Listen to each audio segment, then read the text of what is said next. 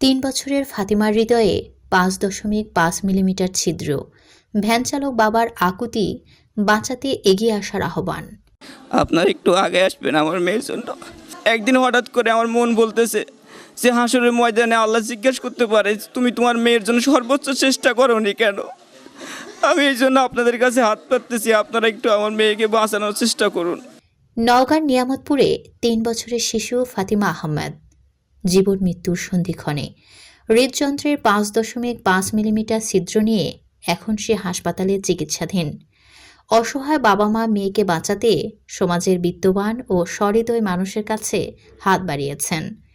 ফাতিমা নিয়ামতপুর উপজেলার শ্রীমন্তপুর ইউনিয়নের ভ্যান চালক মোস্তাকুল আহমেদ রাজুর মেয়ে। বর্তমানে সর্দি, কাশি, শ্বাসকষ্ট, জ্বর ও সংক্রমণসহ নানা জটিলতা নিয়ে নিয়ামতপুর উপজেলা স্বাস্থ্য কমপ্লেক্সে ভর্তি রয়েছেন সে। পরিবার সূত্রে জানা যায়, মাত্র ১ বছর বয়সে ফাতিমার হৃদরোগ ধরা পড়ে। তখনই চিকিৎসকরা উন্নত চিকিৎসার পরামর্শ দেন, কিন্তু অর্থাভাবে সেই চিকিৎসা আর করানো সম্ভব হয়নি। সময়ের সঙ্গে সঙ্গে রোগটি গুরুতর আকার ধারণ করেছে। ভ্যান চালিয়ে কোনো মতে সংসার চালানো বাবা মোস্তাকুল আহমেদ রাজুর পক্ষে মেয়ের ব্যয়বহুল চিকিৎসা বহন করা অসম্ভব। কাঁদতে কাঁদতে তিনি বলেন, আমার মেয়েটাকে বাঁচাতে চাই, আপনারা সবাই একটু সাহায্য করলে হয়তো আমার ফাতিমা নতুন জীবন পাবে।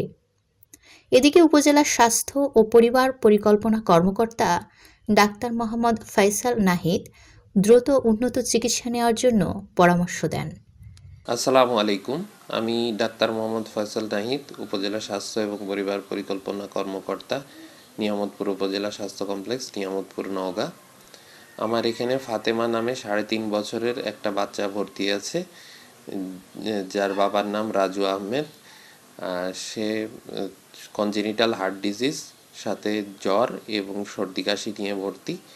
তার যেহেতু হার্টের সমস্যা আছে, তার উন্নত চিকিৎসার প্রয়োজন। উন্নত চিকিৎসা নিলে বাচ্চাটা অতি সত্বর সুস্থ হয়ে যাওয়ার সম্ভাবনা যথেষ্ট।